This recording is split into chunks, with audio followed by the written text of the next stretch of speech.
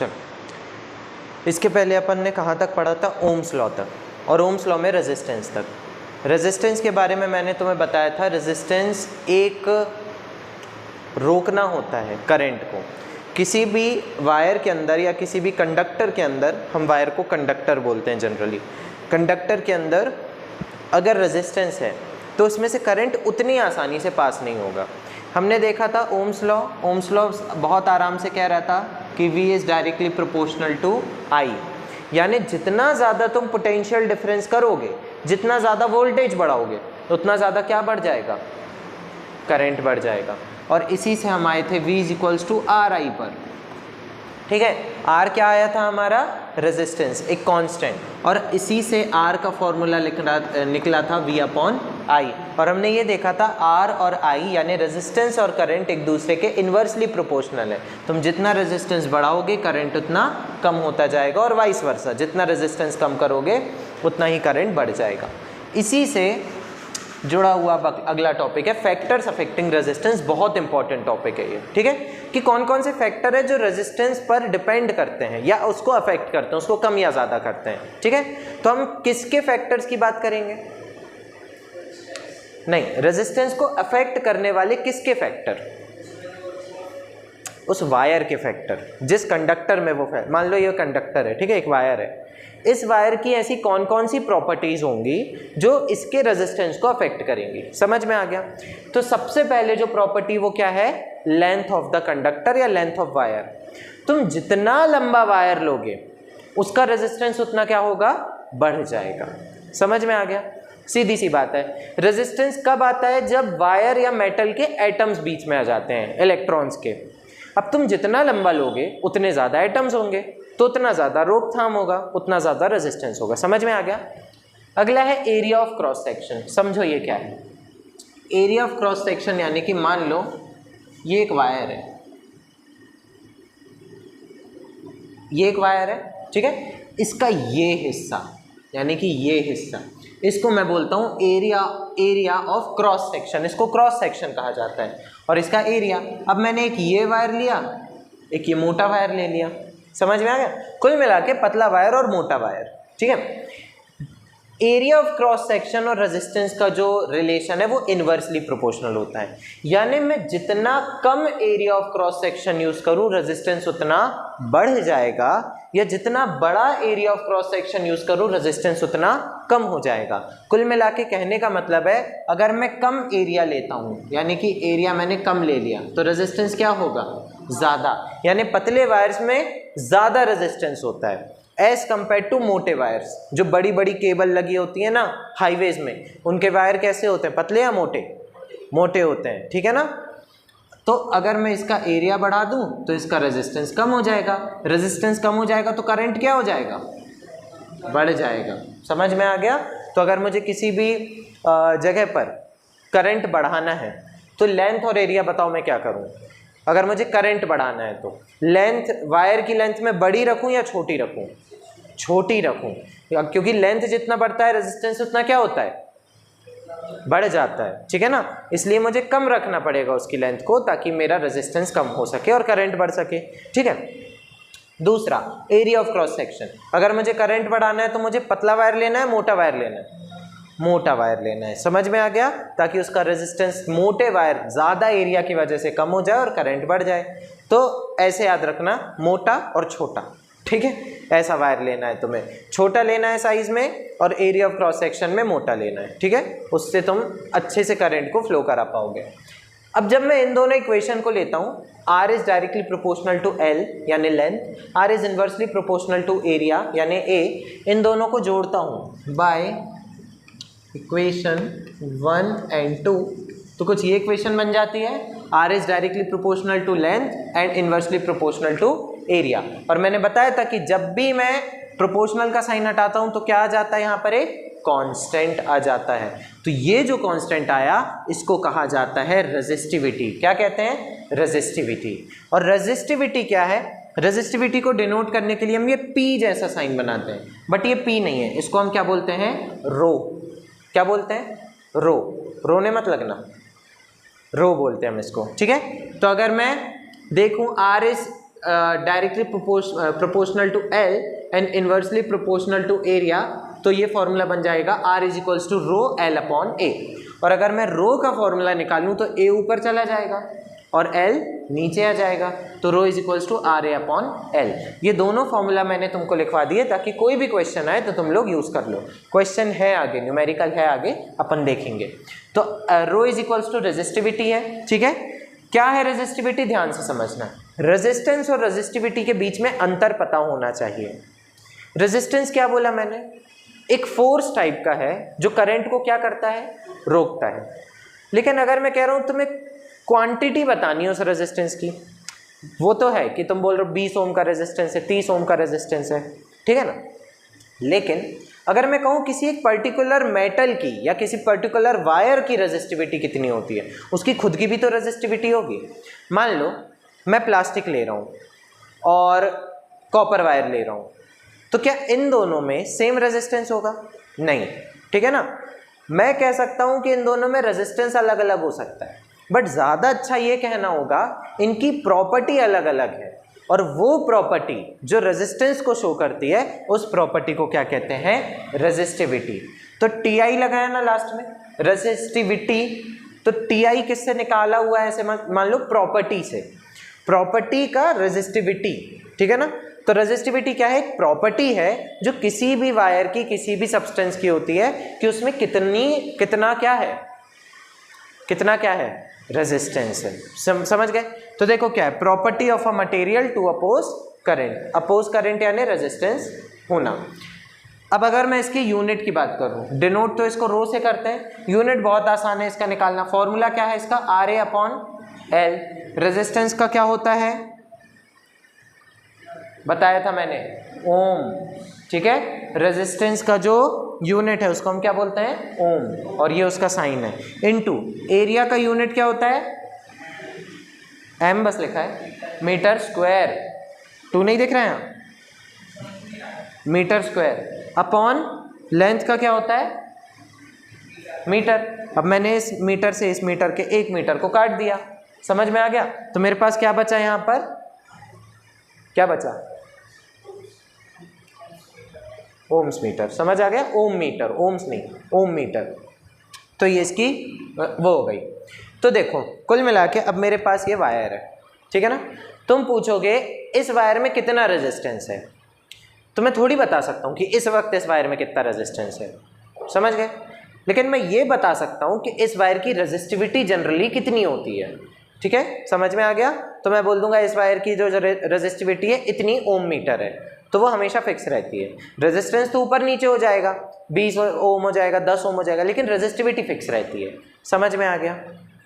For example मैं कहता हूँ एक इंसान में कितना खून होता है, तो अब मैं तुम्हें कैलकुलेट करके थोड़ी बताऊंगा कि अभी मेरे अंदर कितना है। मैं बोल दूंगा लगभग मेरे अंदर 4 से 5 लीटर खून है, तो मेरी प्रॉपर्टी है कि मेरे अंदर 4 से 5 लीटर खून है। अभी कितना है, वो रेजिस्टेंस है, समझ में आ गया। नाउ मटेरियल ऑफ वायर, तीसरा, यानी कि तीसरा कौन सी चीज़ अफेक्ट करती है रेजिस्टेंस को, कि वो किस से बना है, मटेरियल से। ध्यान से समझो, कुछ वायर्स को या कुछ मटेरियल्स को हम कंडक्टर बोलते हैं। कंडक्टर इसलिए बोलते हैं क्योंकि उनमें रेजिस्टिविटी ज़्यादा होनी चाहिए या कम। कंडक्टर क्या होते हैं, जो करंट को फ्लो होने देते हैं, रोकते हैं, फ्लो होने देते हैं। तो उनकी रेजिस्टिविटी ज़्यादा होनी चाहिए या कम होनी चाहिए, इसलिए उनकी रेजिस्टिविटी माइनस में होती है। देख रहे हो, 10 to the power -8 to 10 to the power -14 ohms metre या ओम मीटर। अगले आते हैं एलॉयज। एलॉयज यानी आप 2 मेटल को मिला दोगे ना तो एलॉय बन जाता है, और जब आप 2 मेटल को मिलाते हो तो उसकी रेजिस्टिविटी थोड़ी सी कंडक्टर के मुकाबले कम हो जाती है। कंडक्टर में मेटल्स आते हैं ज़्यादातर। कंडक्टर में कौन सबसे अच्छा मेटल कौन सा है कंडक्टर में, कॉपर नहीं है, सिल्वर, ठीक है। सिल्वर बहुत अच्छा कंडक्टर है, लेकिन क्यों नहीं लगा रहे तारों में, महंगा आता है, सीधी सी बात है, ठीक है ना। फिर कॉपर भी है, आयरन भी है, ये सारे कंडक्टर्स होते हैं। जब आप 2 कंडक्टर को मिला देते हो ना तो वो एलॉय बन जाता है, तो उसकी रेजिस्टिविटी थोड़ी सी क्या हो जाती है, कम हो जाती है। जैसे इसकी रेजिस्टिविटी है 10 से कम नहीं हो जाती, बढ़ जाती है रेजिस्टिविटी, ताकि रेजिस्टिविटी बढ़ेगी तो करंट क्या होगा, फ्लो हो पाएगा, नहीं हो पाएगा। समझ में आ गया। इसमें करंट फ्लो हो रहा है क्योंकि इसकी रेजिस्टिविटी क्या है, कम है एलॉय कंडक्टर्स की। एलॉय में जब आप दो मेटल को मिलाते हो तो रेजिस्टिविटी क्या होती है, बढ़ जाती है, यानी कि करंट का फ्लो क्या हो जाता है, कम हो जाता है। समझ में आ गया। तो इसका देखो रेजिस्टिविटी है 10 से 10 टू द पावर 3 यानी 1000, इतनी ओम्स मीटर इसकी रेजिस्टिविटी है। और फिर आते हैं इंसुलेटर। इंसुलेटर वो सब्सटेंस होते हैं जो करंट को फ्लो नहीं होने देते, तो रेजिस्टिविटी क्या होनी चाहिए, ज़्यादा या कम, ज़्यादा। तो इनकी रेजिस्टिविटी है 10 to the power 12 to 10 to the power 14 ohm metre. Clear हो गया। इसके क्वेश्चन आया था लास्ट ईयर, ठीक है, कि अगर ये एक मटेरियल है, इसकी रेजिस्टिविटी इतनी है, तो आप उसको किस कैटेगरी में रखोगे। समझ में आ गया। अगर वो कंडक्टर है तो रेजिस्टिविटी किस में होगी, कितनी, माइनस में होगी हमेशा, याद रखना, ठीक है। अगर वो एलॉय है तो 10 से 10 to the power 3। Generally alloy को इग्नोर कर देंगे, तुमसे पूछेंगे या तो कंडक्टर या इंसुलेटर। अगर उसकी प्लस में होगी बहुत ज़्यादा में 10 टू द पावर 3, 4, 5, 6 भी हो गई तो वो इंसुलेटर में आ जाता है। 10 टू द पावर -5, -6, -10, -12 तो वो कंडक्टर में आ जाता है। समझ में आ गया, क्लियर हो गया ना। अगला है टेम्परेचर, ठीक है।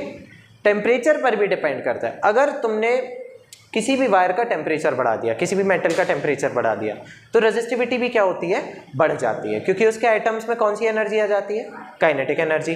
तो वो और ज़्यादा इलेक्ट्रॉन्स को रोकने की कोशिश करते हैं। समझ में आ गया ना। अभी क्वेश्चन है यहाँ पे जो कि इस फॉर्मूला से ρL/A, ठीक है। पूछ रहा है कि what will happen to the resistance of if, कोई भी कंडक्टर के रेजिस्टेंस को क्या होगा अगर मैं उसकी लेंथ को डबल कर दूं। क्या कर दूं, लेंथ को डबल। यानी एक मेरे पास वायर है, ये मेरे पास इतना सा वायर है, अब मैं इसको बढ़ा के डबल कर दे रहा हूँ, ठीक है। और दूसरा उसका क्रॉस सेक्शन हाफ कर दूं, यानी उसकी मोटाई को मैं आधा कर दूं, ठीक है ना, पतला कर दूं उसको। तो अब मुझे बताओ रेजिस्टेंस क्या होना चाहिए। जनरली मैं वैल्यू नहीं पूछ रहा हूँ, जनरली बताओ रेजिस्टेंस बढ़ेगा या कम होगा। लेंथ बढ़ाने से रेजिस्टेंस क्या होता है, बढ़ जाता है। एरिया ऑफ क्रॉस सेक्शन के कम होने से रेजिस्टेंस क्या होता है, बढ़ जाता है। अब अपन को वैल्यू निकालनी है कितना बढ़ेगा। तो गिवन क्या है, लेंथ को मैंने क्या ले लिया, L को 2L, क्योंकि लेंथ क्या हो रही है, double. Area of cross section क्या हो रहा है, हाफ, तो A = A/2। अब जो मेरा नया रेजिस्टेंस होगा, न्यू रेजिस्टेंस, उसका फॉर्मूला देखो, रेजिस्टेंस का फॉर्मूला होता है ρL/A। यहाँ पर मैं L की जगह क्या लिख दूंगा, 2L, और A की जगह क्या लिख दूंगा, A/2। समझ में आ गया। अब ये जो A/2 है ये रेसिप्रोकल हो जाएगा, उल्टा होके 2 ऊपर चला जाएगा, A नीचे रह जाएगा, तो ये हो जाएगा ρ × 2L × 2/A। समझ में आ गया। 2 2 क्या होता है, 4, तो ये 4 बाहर आ गया, ठीक है। अंदर क्या बचा, ρL/A। ρL/A किसका फॉर्मूला होता है, रेजिस्टेंस का, तो ρL/A की जगह क्या आ गया, R। तो R' = 4R। यानी अगर आप किसी लेंथ को डबल कर दोगे, किसी वायर की लेंथ को डबल कर दोगे और उसके एरिया ऑफ क्रॉस सेक्शन को आधा कर दोगे, तो रेजिस्टेंस कितने टाइम बढ़ जाएगा, 4 टाइम्स बढ़ जाएगा। समझ में आ गया। अगर उसका रेजिस्टेंस, पहले क्वेश्चन भी दे देगा कि अगर इस समय इसका रेजिस्टेंस जो है वो 20 ओम था, तो अब नया रेजिस्टेंस कितना ओम हो जाएगा, 40 ओम, 80 ओम्स। कितने टाइम बढ़ा है, क्योंकि 4 टाइम्स। अगर ये R' है, R' अगर मैं कह रहा हूँ कि रेजिस्टेंस तुम्हारा जो था वो 20 ओम्स था, पुराना वाला रेजिस्टेंस, तो 4 × क्या हो जाएगा, तो R' कितना हो जाएगा, 80 ओम्स। समझ में आ गया। तो क्वेश्चन में ऐसा भी आ सकता है। चलो अब इसके आगे अपन आगे करते हैं, एक और न्यूमेरिकल करेंगे जो कि NCERT में और इम्पॉर्टेंट है, ठीक है। और फिर उसके बाद अपन सीरीज और पैरेलल कॉम्बिनेशन की तरफ चलेंगे। चलो अपने सामने अब 2 न्यूमेरिकल हैं, एक बहुत आसान है, एक बहुत कठिन है। ये वाला न्यूमेरिकल तुम्हारे सामने मैं कर लूँगा, ठीक है। तो हो क्या रहा है, पहले वाला न्यूमेरिकल क्या कह रहा है तुमसे, the potential difference between the terminals of a heater is 60 volt. First case में जो गिवन है, यानी जो पोटेंशियल डिफरेंस है, बाद में लिखना, पहले यहाँ देखो, पोटेंशियल डिफरेंस है वो कितना है, 60 वोल्ट, ठीक है। और करंट कितना बह रहा है उसमें, 4 एम्पियर, ठीक है।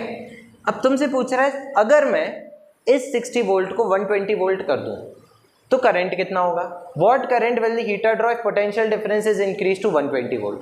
करंट निकालना है, तो अपन क्या करेंगे, सबसे पहले अपन यूज़ करेंगे ओम्स लॉ का फॉर्मूला, जो कि होता है V = RI, ठीक है।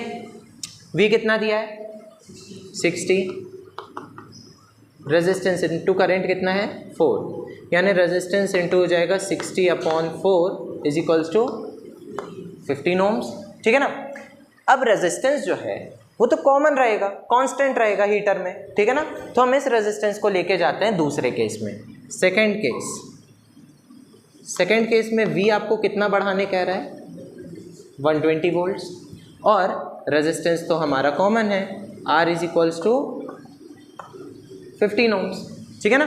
तो हमसे पूछा इस केस में क्या निकालना है आपको, करंट। तो वही फॉर्मूला लगाएंगे, V is equals to RI।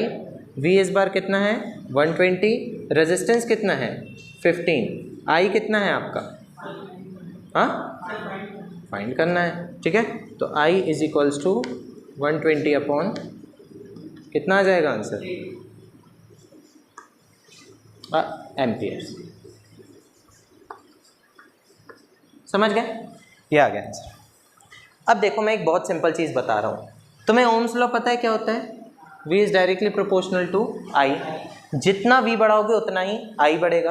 पहले केस में V कितना था, I कितना था, इस बार V कितना हुआ 120, कितना हो गया डबल, तो ये भी कितना हो जाएगा, सीधी सी बात थी।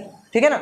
लेकिन करना नहीं है ऐसे, ये बस वेरीफाई किया है मैंने, ठीक है ना, जैसे अपन ने उसमें वेरीफाई किया था पढ़ते समय। अगला थोड़ा सा टिपिकल क्वेश्चन है, बहुत ध्यान से सुन लो, ठीक है। समझने में थोड़ा सा टफ होगा क्योंकि कैलकुलेशन ज़्यादा है। क्वेश्चन पूछ रहे resistance of a metal wire is 20 of length 1 metre. Length कितनी दी है तुमको एक वायर की 1 metre, L is equals to 1 metre, is 26 ohms, यानी उसका रेजिस्टेंस कितना दिया हुआ है 26 ओम्स, और उसका एट 20 डिग्री सेल्सियस, इग्नोर कर दो 20 डिग्री सेल्सियस को, क्योंकि 20 डिग्री सेल्सियस तुम्हारा नॉर्मल टेम्परेचर होता है, रूम टेम्परेचर, तो उसको इग्नोर कर दो। अब बोल रहा है कि अब डायमीटर जो है वो 0.3 मिलीमीटर है। कितना है 0.3 मिलीमीटर, लेकिन हम कभी मिलीमीटर को लेके नहीं करते, ठीक है ना, तो हमें कहीं ना कहीं उसको कन्वर्ट करना पड़ेगा। तो अब आपसे पूछ रहा है रेजिस्टिविटी क्या है या फिर रो की वैल्यू क्या है। सबसे पहले लेंथ और रेजिस्टेंस तो हमें पता है, रो का फॉर्मूला क्या होता है RA अपॉन L। रेजिस्टेंस और लेंथ तो पता है, हमें क्या निकालना है एरिया। एरिया निकालना थोड़ा सा टिपिकल है। एरिया का फॉर्मूला क्या होता है, अब देखो अगर मैं बोलता हूँ एक वायर है, वायर का क्रॉस सेक्शन का शेप क्या होता है सर्कल, तो हमें सर्कल का एरिया लगाना पड़ेगा। सर्कल का एरिया क्या होता है πr²। अब हमें रेजिस्टेंस तो दिया नहीं है, हमें क्या दिया हुआ है डायमीटर, तो हमें पहले उसका रेजिस्टेंस निकालना पड़ेगा। रेजिस्टेंस क्या होता है डायमीटर का आधा, यानी डायमीटर कितना दिया है 0.3 मिलीमीटर, तो उसका आधा करेंगे तो आ जाएगा 0.15 मिलीमीटर, ये आ गया रेजिस्टेंस, रेडियस। लेकिन हमें यहाँ पर मिलीमीटर में लेना है क्या, नहीं, हमें किस में लेना पड़ेगा मीटर्स में, तो हमें 0.15 को मीटर्स में कन्वर्ट करना पड़ेगा, तो 0.00015। और अगर मैं इसको लिखूं किस में, इसके फॉर्म में, ठीक है ना, 10 के पावर के फॉर्म में, तो 1.5 into 10 to the power -4 metre, क्योंकि मैंने पॉइंट को इधर किसका है देखो 4 बार, 1 2 3 4, समझ में आ गया। अब मैं इस रेडियस को लूंगा इस फॉर्मूले में एरिया निकालने के लिए। पाई की वैल्यू क्या होती है 3.14, रेडियस का स्क्वायर है तो 1.5 इंटू 10 टू द पावर -4 का स्क्वायर, तो 3.14, इसका जो स्क्वायर है 2.25, और 4 इंटू 2 हो जाएगा -8, और जब मैंने इसको किया तो 7 इंटू 10 टू द पावर -8, ये मेरा एरिया आ गया। समझ गए। अब मैं सीधा ये वाला फॉर्मूला रख दूंगा, rho is equals to RA upon L। Resistance कितना दिया हुआ है 26 ओम्स, हमने अपना एरिया कितना निकाला 7 into 10 to the power -8 upon length कितनी है 1, तो आंसर आए 26 इंटू 7 यानी 182 इंटू 10 टू द पावर -8। इसको मैं ऐसे भी लिख सकता हूँ 1.82 into 10 to the power -6 ohm metre. मुझे बता सकते हो इसको देख के कि ये जो पर्टिकुलर चीज़ है वो कंडक्टर है, इंसुलेटर है या एलॉय है। इसकी रेजिस्टिविटी किस में है माइनस, यानी रेजिस्टिविटी कम है या ज़्यादा, कम है, बहुत कम है। रेजिस्टिविटी कम है तो करंट फ्लो हो पाएगा आसानी से या नहीं हो पाएगा, तो ये क्या है कंडक्टर है। समझ आ गया? आपके एनसीईआरटी में एक टेबल दी हुई है, उससे आप मैच कर लेना। ये दोनों क्वेश्चन एनसीईआरटी के, ये एक्सरसाइज एग्जाम्पल 11.4 है, ये एग्जाम्पल 11.5 है। ठीक है, चलो तो इसके आगे कल करते हैं। ठीक है।